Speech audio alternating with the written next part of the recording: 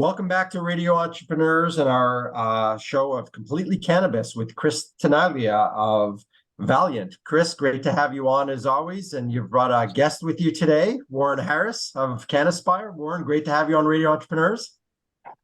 Thanks so much for having me, John. Warren, you're the VP of Regulatory Compliance, and I know Cannaspire, as I've learned, has a great reach and services that you guys provide. You want to start by telling us a little about your company and what it is that you guys do? Absolutely. So we've been extremely busy writing business license applications. Lately, it's just been New Jersey, New York. We did just complete an application in Alabama, of all places, which if 2 months ago you'd have asked me what state we were entering into, I probably would not have guessed Alabama. But yeah, we write business license applications, so SOPs, all of the record keeping compliance, as well as business plans. We'll do security plans. And then, of course, we can do retainer projects for consulting to help people get their facilities set up. So you guys are really truly national in scope. You, as you just pointed out, you're operating in any states that are coming online for predominantly recreational use, or is it also for medical? So we'll do medical or recreational. I will say we do have a heavy focus on the emerging states, but we have done some work in the more established states, Michigan, California, and even Arizona.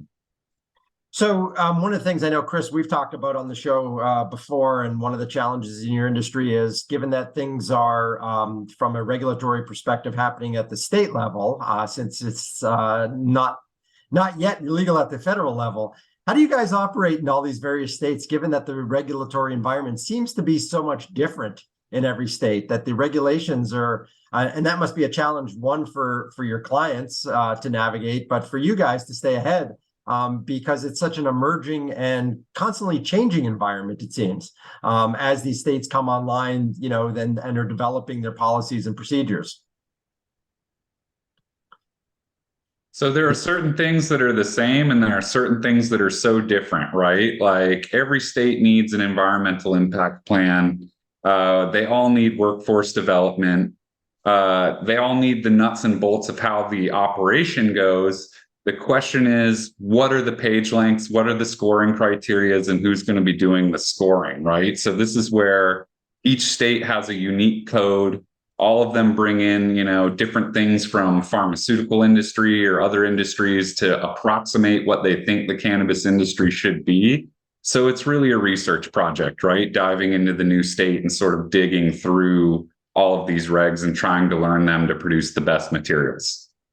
And is it a function, because it seems to me, and again, as a sort of observer within the state of Massachusetts, that very often, I don't know how to say this other than time is moving faster than they can adopt and develop the regulations. And so it's really, for operators and service providers such as yourselves, a real challenge, because sometimes, things are gray, or there's a lot of gray until something is formalized, or they've experienced, oh, we never thought about that. And these commissions, and I don't know a lot about how people are appointed them, but for most of the commissioners, it's new to them too. They've never experienced something like that. So how do you guys, you're making a lot of friends, asking a lot of questions. Obviously, you're looking to guide your clients in the best way possible, but I would imagine at times there's a lot of unknowns. Yeah, it's a lot of hurry up and wait, right? So New York would be a good example, to where we know what the regulations are. They haven't dropped the final notice of application yet. So again, we know the general nuts and bolts of what an application in New York might look like: environmental impact, workforce development, community outreach, et cetera. How many pages is each one of those documents? How are they going to score it? And all of that really comes down to a lot of trying to, get ahead of the regulators, get something developed, and then immediately pivot, because of course time is money, right? So as you may have mentioned, some of these people are trying to secure, spaces, trying to get leases, and that's time and effort that they're spending that they're not licensed and in operation making money, right? So this is ultimately it's a lot of quick pivots, and it's a lot of like trying to get in and speak to the regulators at the state level beyond those state meetings and those council calls, and really know the lay of the land in terms of when these things are going to be coming out. And I would imagine that's an area where you guys, for your clients, can be really helpful, because for the individual entrepreneur, it's sometimes very difficult to navigate the regulatory environment and the state environment. Warren, I know you have a lot of experience doing that. It's not as easy as finding that name online and reaching out, and somebody from that regulatory office is going to get back to you. But where you guys bring, I'm sure, a wealth of experience and knowledge doing that, sort of navigating on behalf of your clients, must really accelerate the curve, or the compliance curve, and getting them up to speed in a more expeditious manner.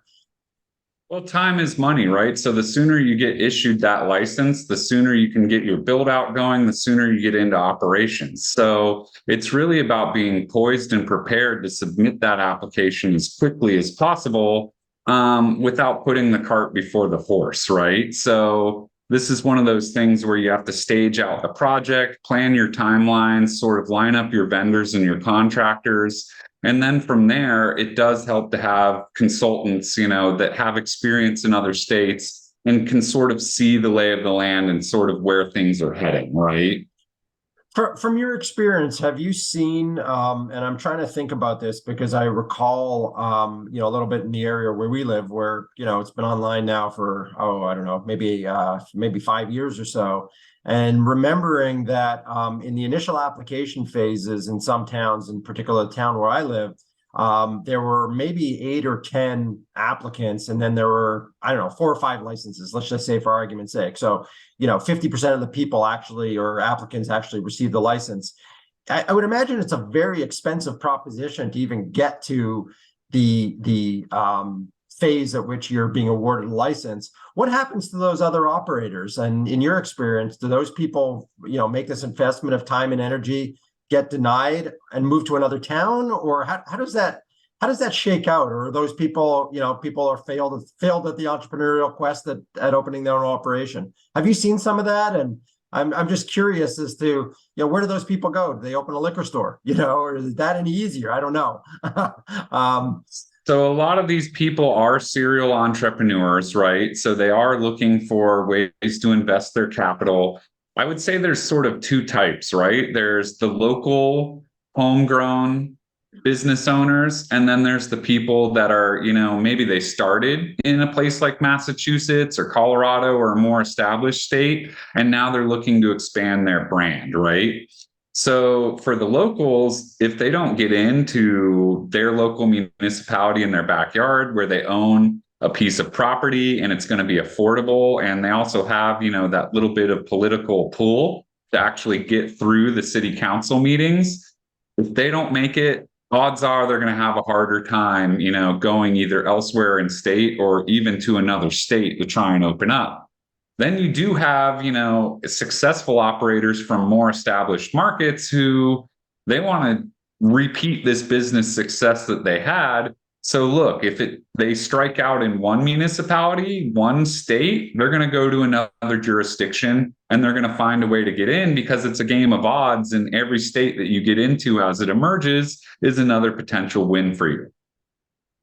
So do you see a point at which, this market becomes like any other marketplace that's a mature market where, and I know that there already is some merger and acquisition activity going on, but, in emerging markets, the regulators are always talk about level playing field and making sure that everyone has same opportunity. Are we starting to see emergence of some dominant players, and going to see, the large, for lack of a better term, corporate plays, and then, the small entrepreneurs, the battle of the David and Goliath battle going on in the industry?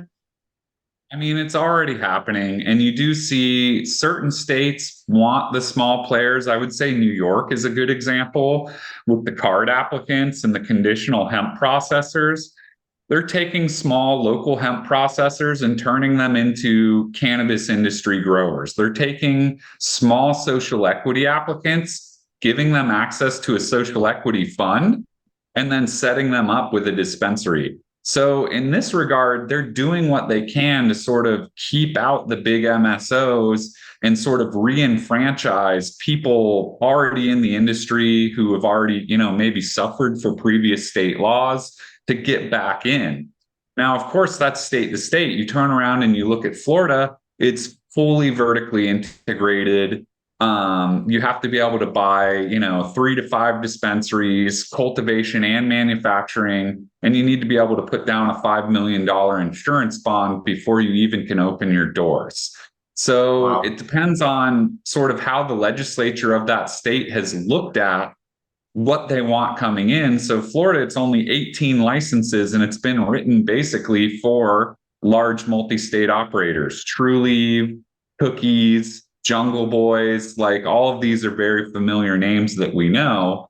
I will say that it's all a crapshoot in terms of, the feds could come in tomorrow and decriminalize or even try to legalize, in the next few years, we expect this to happen. And at that point, GMP and facility compliance is going to be huge. And it's going to be harder for small guys to meet that standard for a clean facility with all of this record keeping and, special hazard prevention and critical controls, right? So that's just my 2 cents is right now, depending on what jurisdiction you're in, you can make it as a small farmer. I was in Sonoma County. I remember when CannaCraft was just a bunch of farms in Santa Rosa, and now they're like the largest cannabis business in the United States.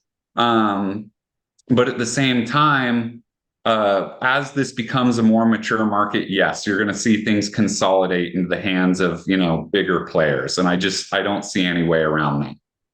Wow, it's really fascinating how it differs from state to state. And did I hear you correctly? You said there's the entire allocation of licenses in the entire state of Florida is 18?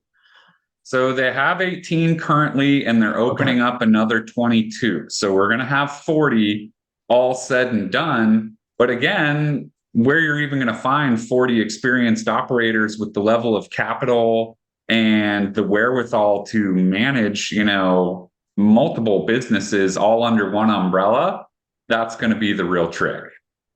Yeah, really incredible. I mean, in my small town of 100,000 people, I think there's 8 operators. So, such a, huge divergence. And then at that point, you look at it and say, well, where's the demand going to be? If there's that many operators, you're going to start to have saturation in some markets and, opportunity in others. So really fascinating to watch the evolution. You guys as Cannaspire, you provide a whole range of services to people just coming online, people operating, people looking to do it right and scale their businesses. And if people want to reach out to you, Warren, if they want to discuss how to work with Cannaspire, what's the best way for them to reach out to you? Absolutely. So you can go to our website at www.cannaspire.com, or you can reach out to me directly at wharaz@cannaspire.com. I pronounced my name phonetically, to not confuse people. So it's WHARASZ@cannaspire.com if anyone would like to email me directly. Wonderful. Warren Harasz of Cannaspire. It's been great learning a little bit more about the industry and hearing from your perspective, and wish you guys continued success as you're at the forefront of navigating the landscape in this emerging industry.